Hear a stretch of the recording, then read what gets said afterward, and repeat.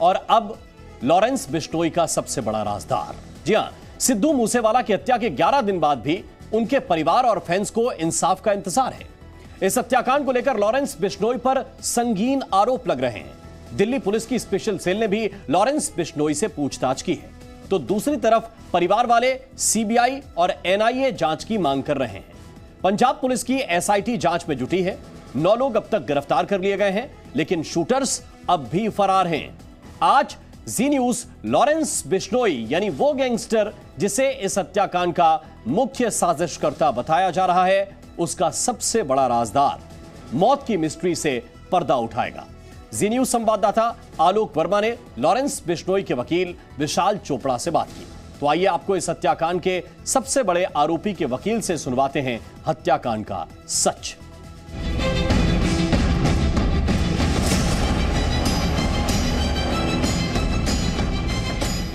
मूसेवाला की हत्या ने पूरे देश में गैंगस्टरों के बढ़ते साम्राज्य की ओर साफ संकेत दिया है और सबसे बड़ा गैंगस्टर बनकर उभरा है लॉरेंस बिश्नोई। लॉरेंस बिश्नोई के बिहाफ पर बातचीत करने के लिए आज मेरे साथ खुद उसके वकील, वरिष्ठ वकील विशाल चोपड़ा मौजूद हैं। आइए जानते हैं पूरे मामले की बहुत सारी ऐसी सच्चाइयाँ जो अब तक दुनिया के सामने नहीं आई हैं। विशाल जी, स्वागत है आपका। सबसे पहला सवाल तो ये कि लॉरेंस क्या पंजाब के संगीत उद्योग पर कब्जा करना चाह रहा था? नहीं, देखिए, ये सब कुछ एक ह्यूमर है। ये सब कुछ सोशल मीडिया में और जो है टीवी चैनल्स के मीडिया के थ्रू जो है एक प्रचार किया जा चुका है कि लॉरेंस बिश्नोई जो है वहाँ पे म्यूज़िक इंडस्ट्री पे अपना वर्चस्व बनाना चाहता था और एक वर्चस्व की लड़ाई के लड़ते चलते ही ये जो है मूसेवाला हत्याकांड हुआ है। ऐसा कुछ नहीं है, क्योंकि लॉरेंस बिश्नोई जो है पिछले 7 साल से कस्टडी के अंदर है और ये स्टूडेंट पॉलिटिक्स के अंदर था। तब से वहाँ पे लड़ाई झगड़ा एक नॉर्मल होने से दो गुटों के बीच में जो इलेक्शन के आपस में मूवमेंट में एक दूसरे के आमने सामने थे, वहाँ से लड़ाई हुई और एक मुकदमा लगने के बाद वहाँ से स्टूडेंट पॉलिटिक्स के कारण इसके ऊपर जो है मुकदमे प्लाटेड कर दिए गए। उसके बाद ये इतिहास बन गया इसका कि जहाँ पे पंजाब में कोई भी वारदात होती है या कोई भी कहीं पे भी कोई केस होता है, उसके अंदर इसका नाम जो है डिस्क्लोजर स्टेटमेंट में डाल दिया जाता है। तो ऐसे करते करते तकरीबन 50 से 60 केसेस जो हैं वो पंजाब, हरियाणा और हिमाचल में इसके ऊपर लगाए गए। विशाल जी, लॉरेंस बिश्नोई का खास दोस्त कॉलेज में भी होता था गोल्डी बरार, और गोल्डी बरार ने अपने फेसबुक पेज पर इस हत्या की पूरी जिम्मेवारी ली। तो आप ये कैसे कह रहे हैं कि लॉरेंस बिश्नोई इस पूरे मामले में शामिल नहीं है और इसके पहले इंट्रोगेशन में भी लॉरेंस बिश्नोई का नाम आ चुका है? देखिए, लॉरेंस बिश्नोई और गोल्डी बरार जो हैं ये दोनों कॉलेज फ्रेंड्स हैं, ये बिल्कुल ट्रू फैक्ट है। लेकिन गोल्डी बरार जो है वो इंडिया में नहीं है और लॉरेंस बिश्नोई ऑलरेडी 7 साल से जुडिशल कस्टडी के अंदर है, अलग अलग केसेस के अंदर। अब गोल्डी बरार का जो किसी भी हत्याकांड में जो है एक सोशल मीडिया पे एक मैसेज फ्लैश होना, ये भी नहीं अपने आप में सच्चाई हो सकती कि गोल्डी बरार ने ही वो मैसेज फ्लैश किया हो, पहली बात। दूसरी बात, अगर गोल्डी बरार ने किया है तो उसका सारा ओनस और उसकी पूरी जिम्मेदारी गोल्डी बरार की ही बनती है। अगर किसी की क्रिमिनल लाइबिलिटी बनेगी तो उसी की बनेगी जो उसकी जिम्मेदारी लेगा और वो उस ऑफेंस को करेगा। लॉरेंस बिश्नोई का इस मामले से कोई लेना देना नहीं है। इस पूरी मामले के बाद जब से लॉरेंस बिश्नोई दिल्ली पुलिस की कस्टडी में आया है, आप उससे कई बार मिले हैं। मिलने के दौरान आपसे मुलाकात में लॉरेंस बिश्नोई ने क्या कहा कि आप शेयर कर सकते हैं? हाँ, देखिए, लॉरेंस बिश्नोई मेरा क्लाइंट है, तो तकरीबन 1 साल से वो दिल्ली तिहाड़ जेल के अंदर में जुडिशल कस्टडी में है मोकोका के केस के अंदर। 91/2021 FIR है जिसमें 3-4 मोकोका एक्ट लगाया गया है और उसके अलावा और भी दिल्ली के अंदर काफ़ी सारे केसेस हैं जिसके अंदर में उसको जुडिशल कस्टडी है। तो मेरी उससे मुलाकात होती रहती है। अभी जो दिल्ली के अंदर में 83/2022 FIR के अंदर उसका प्रोडक्शन वारंट लिया गया है और वो PC रिमांड पे है। मेरी कल भी मुलाकात हुई है वहाँ पे।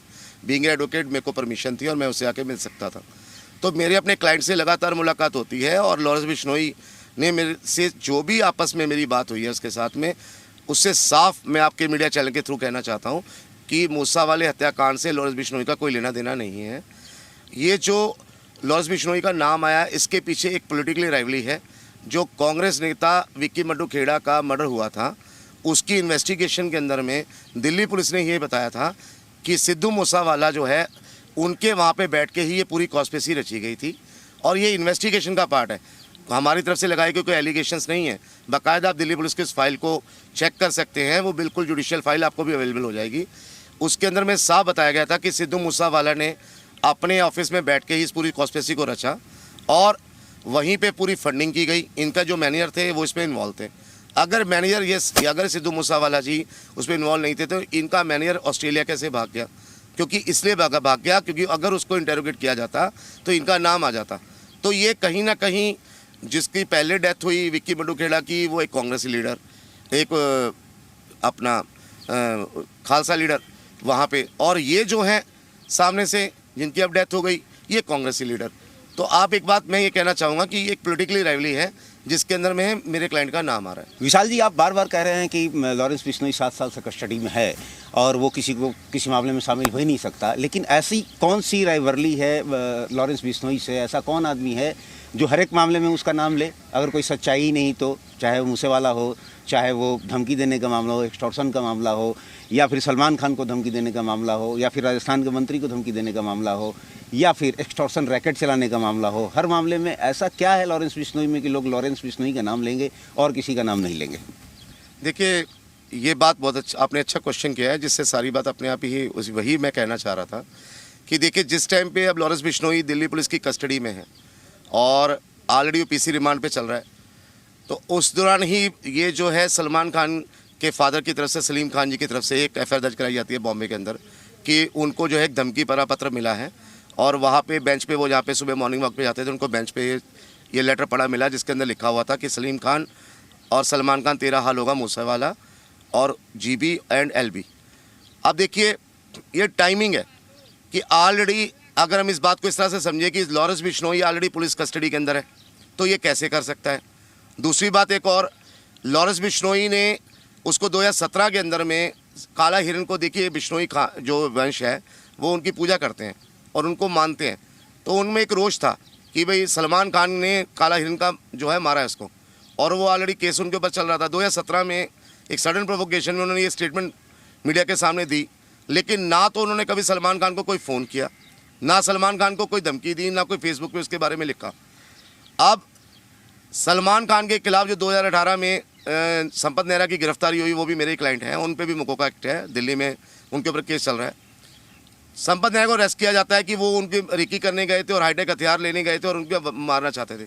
आज 5 साल बाद जब सिद्धू मूसेवाला मर्डर जो है इन्वेस्टिगेट किया जा रहा है, अभी उसके अंदर पूरी पुलिस इन्वॉल्व है और लॉरेंस बिश्नोई का नाम उछाला जा रहा है, उसी दौरान ये वाला काम होना ये कैसे पॉसिबल है? ये टाइमिंग है जिसके अंदर में उसको इसमें इम्प्लीकेट किया जा रहा है केस के अंदर में। और एक और बात, अभी महाराष्ट्र पुलिस ने भी ये बात बोली है कि अभी इसके हम तफ्तीश करेंगे, क्योंकि सलीम खान जी ने ये खुद बोला है कि जिस बेंच पे वो बैठते थे वहाँ पे जो स्ट्रगलर्स आया करते थे वो एक ब्रेक लेने के लिए वहाँ पे लेटर छोड़ा करते थे। हो सकता है किसी स्ट्रगलर ने इनसे मजाक करने के लिए या इनको अपना गुस्सा दिखाने के लिए ये वर्डिंग डाल दी हो, क्योंकि हर जगह मीडिया में तो नाम हुआ है बड़ा है। जहाँ पे सिद्धू मूसेवाला मर्डर केस की यहाँ पे मीडिया में न्यूज़ चलती है, साथ में सलमान खान की वो बाइट चलाई जाती है जिसमें ये कहा जाता है कि इन्होंने उसको धमकी दी थी लॉरेंस बिश्नोई ने, तो ये ऑटोमेटिकली उसी चीज़ का जो है एक फ़ायदा लेने की कोशिश है। और राजस्थान के जो मंत्री वाली आप बात कर रहे हैं वो अभी देखिए वो अंदर हैं और सोपू के नाम से धमकी दी जा रही कि कोई दे रहा है उसको धमकी। तो ये बड़ी जो है बातें अपने आप विचित्र हैं कि एक आदमी ऑलरेडी पीसी रिमांड में है, उस टाइम ही ये बातें हो रही हैं, तो जेल वाली बात में तो ऑटोमेटिकली क्वेश्चन उठ ही रहा था पहले से। तो लॉरेंस बिश्नोई के गैंग में कितने लोग शामिल हैं? देखिए, गैंग कुछ नहीं है और पुलिस ने जो भी है, अब पुलिस ने अगर एक केस के अंदर में 10 लोगों को पकड़ा और उसके अंदर में लॉरेंस को उसका सरगना दिखा दिया तो वो एक लॉरेंस बिश्नोई गैंग का नाम दे दिया गया। ठीक है, मकोका केस के अंदर में लॉरेंस है, लॉरेंस का नाम है, काला जठेरी है, काला राणा है, संपत नेहरा है, जग्गी है, सेठी है, नरेंद्र सेठ, तो ऐसे कई। कोर्ट ने पुलिस के मकोका को कभी वो नहीं किया है, रिजेक्ट नहीं किया है? नहीं, अभी तो उस पर चार्ज पे आर्गूमेंट नहीं हुआ है, अभी तो उसके अंदर में जो है चार्जशीट दाखिल हुई है और अभी जुलाई की हमारी डेट है, उसके अभी चार्ज के अंदर आर्गूमेंट्स होने हैं उसके अंदर। अभी तो डिसाइड होगा कि मकोका के सस्टेन करता है या नहीं करता है। लेकिन बात यह है कुल मिला के कि लॉरेंस बिश्नोई एक हाई रिस्क जेल के अंदर रहता है, बिल्कुल एक टाइट सिक्योरिटी वाली जेल में रहता है और एक उसको अलग से एक सेल में रखा जाता है जिसका नाम जो है हाई रिस्क बोला जाता है। और उस सेल में उसके साथी भी तो हैं? नहीं, उसके अलग से हाई रिस्क है। हाई रिस्क के अंदर में किसी को किसी से मिलने नहीं दिया जाता, बाकायदा उसको अलग से रखा जाता है और वहाँ पे बाकायदा पूरी सिक्योरिटी उस सेल के बाहर भी तैनात रहती है और वहाँ जैमर्स लगे हुए हैं, वहाँ पे कोई फ़ोन फैसिलिटी नहीं होती। और वहाँ पे जो आदमी है जब इस तरह के हालात में रहता है तो वो किस तरह से एक ऐसी कॉन्स्पिरेसी को रच सकता है। आपने हाई कोर्ट में रेमेडीज के लिए रीट लगाई थी, जिसको हाई कोर्ट ने सुनने से इनकार कर दिया। वो किस तरह की रेमेडीज थी और अब क्या उम्मीद कर रहे हैं आप? नहीं देखिए, उसके अंदर टेक्निकल इशू था और हमारा वहाँ पे जाना ज़रूरी था, क्योंकि फर्स्ट ऑफ ऑल क्या है कि ये एक ह्यूमर फैल गया कि हाई कोर्ट ने ऐसा कहा और वैसा कहा। ऐसा नहीं है। पहली बात तो ये कि पंजाब पुलिस ने आनंद फानन के अंदर आके एक प्रेस कॉन्फ्रेंस की, जिसमें आईजी लेवल के आला अधिकारी पंजाब पुलिस के बाकायदा ओपनली ये नहीं कहते कि हमें संदेह है कि इसके मूसा हत्याकांड के पीछे जो है लॉरेंस बिश्नोई का हाथ हो सकता है। वो कहते कि लॉरेंस बिश्नोई ने ही मरवाया। ये बाकायदा मीडिया में हमने खुद देखा। तो जब उनके पास में कोई एविडेंस ही नहीं आज तक, आज 11 दिन 12 दिन होने के बाद भी, और कोई ऐसी चीज़ नहीं, तो वो एक मीडिया में इस तरह से बोलेंगे तो एक ह्यूमर फैल जाएगा, एक पैनिक क्रिएट हो जाएगा कि पंजाब पुलिस का इसका मतलब है पंजाब पुलिस ने सीधा सीधा नाम धर दिया है। तो हमने पहले सबसे पहले जो हमारे पास रेमेडीज उस टाइम अवेलेबल थी, हमने सबसे पहले मुकोका कोर्ट का ही दरवाज़ा खटखटाया और प्रवीण सिंह साहब ने यही बोला सामने से, जज साहब ने जो हमारे ऑनरेबल हैं, कि उन्होंने यही बात कही कि अभी प्रोडक्शन वारंट नहीं आया तो आप इस एप्लीकेशन को ना लगाएं, ये मैं तभी ऑर्डर करूंगा इसके ऊपर जब मेरे पास प्रोडक्शन वारंट आएगा। तो हमने वहाँ पे एप्लीकेशन नहीं लगाई। उसके बाद हमने दिल्ली हाईकोर्ट में लगाई। जैसे हमने दिल्ली हाईकोर्ट में लगाई तो दिल्ली पुलिस ने उसी शाम को, अगले दिन के लिए हमारा केस लिस्टेड हुआ मेंशनिंग के बाद, दिल्ली पुलिस ने शाम को ही उनको प्रोडक्शन वारंट पे ले लिया और पंजाब पुलिस के जैसे कोई प्रोडक्शन वारंट तब तक नहीं आया। तो जब नहीं आया तो हमने विड्रॉ किया with seeking liberty to file a fresh application before Punjab and Haryana High Court. अगले दिन हमने Punjab and Haryana High Court में उसी एप्लीकेशन को लगाया और जब रिट पिटीशन को फाइल किया तो हमने वही हालात बताए कि हमें फेक अकाउंट का डर है, हमें एप्रीहेंशन है और हमें पूरी सिक्योरिटी प्रोवाइड कराई जाए और यहाँ तक हो सके इसको ना लाया जाए, इसको दिल्ली में ही इंटेरोगेट कर लिया जाए इस केस के अंदर। तो उन्होंने भी यही क्वेश्चन कहा कि पंजाब पुलिस की तरफ से अभी कोई प्रोडक्शन वारंट नहीं आया है। जो सॉलिसिटर जनरल हैं पंजाब पुलिस के, उन्होंने वहीं पे स्टेटमेंट दिया। वो ऑर्डर की कॉपी मैं आपको देता हूँ, पंजाब जो हरियाणा हाई कोर्ट की है, उसमें साफ लिखा हुआ है कि अभी प्रोडक्शन वारंट नहीं है, लॉरेंस बिश्नोई के खिलाफ एफआईआर नहीं है। तो जब ऐसा है तो फिर पंजाब पुलिस बाकायदा एक प्रेस कॉन्फ्रेंस करके मेरे क्लाइंट का नाम ओपनली क्यों लेती है, ये अपने आप में क्वेश्चन मार्क है। अभी अगर उसने नहीं किया है जैसा कि वो कह रहा है, जैसा कि वो क्लेम कर रहे हैं, अगर ऐसा नहीं किया है तो उनको ये तो पता होगा कि उनको फंसाने की कोशिश कर रहा है, कौन कर रहा है और ये साजिश किसने और क्यों रची होगी। देखिए, जब एक इंसान, मान लीजिए पंजाब है या दिल्ली है, मान लिया जाए दिल्ली के अंदर में अगर एक तरीके से किसी भी आदमी के ऊपर उसको गैंग का रूप बना के ऊपर 20-25 मुकदमे लगाए जाते हैं तो ऑटोमेटिकली जब दूसरे किसी पे लगते हैं तो एक राइवल गैंग्स की तरह वो आपस में रिएक्ट करते हैं। तो पंजाब में भी ये हालात हैं। पंजाब में हर चौथे केस में, पाँचवें केस के अंदर लॉरेंस बिश्नोई का नाम आ जाता है। तो ये करते करते वहाँ पे जो फेरिस्ट है केसेस की वो बहुत लंबी हो चुकी है, राजस्थान में, पंजाब में, हरियाणा में, अब तो दिल्ली में भी।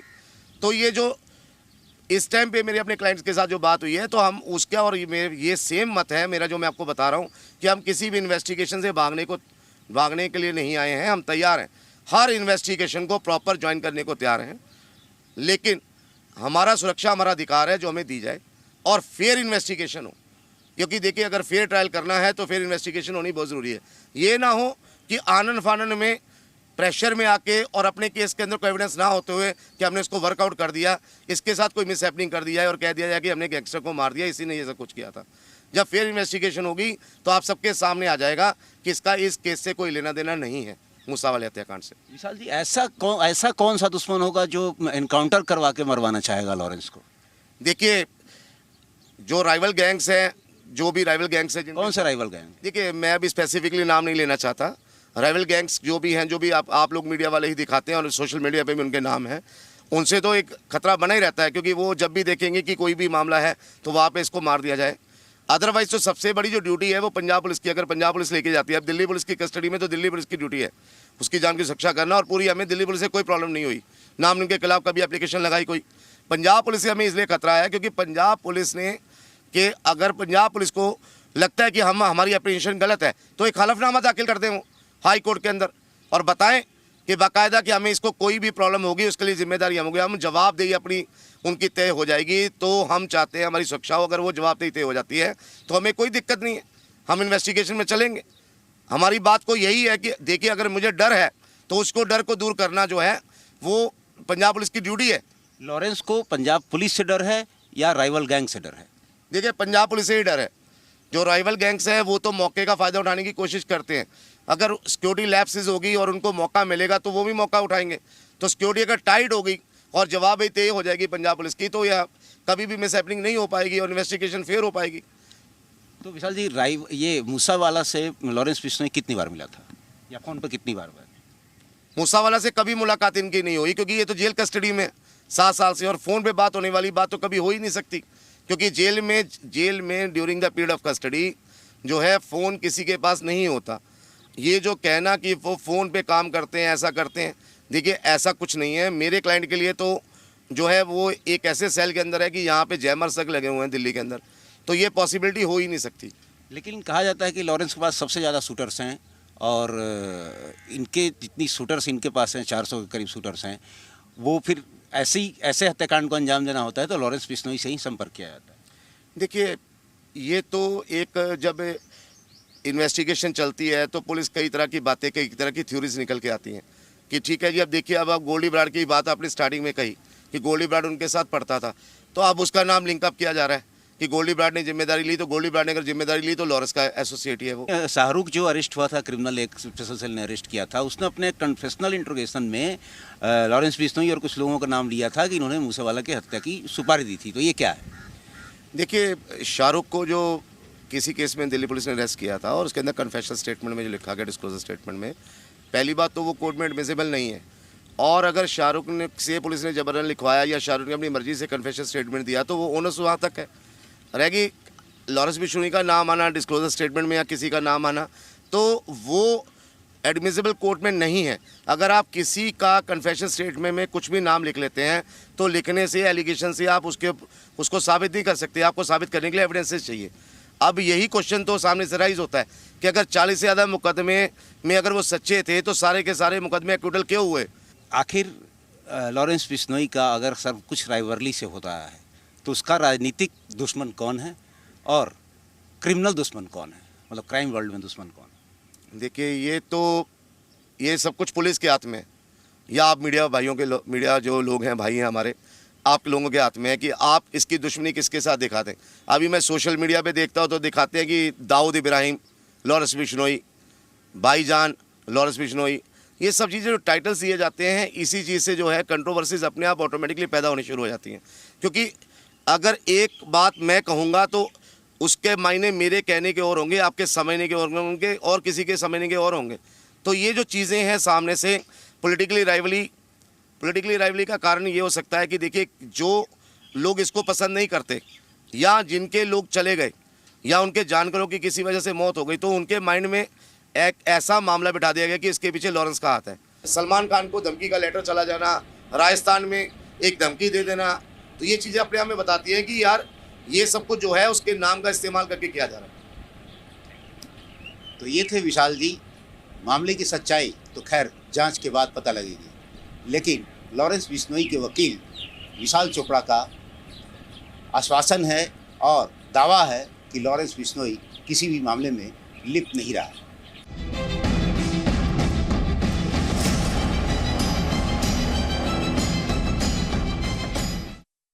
Presenting B News app, available on Google Play and App Store. Download it now.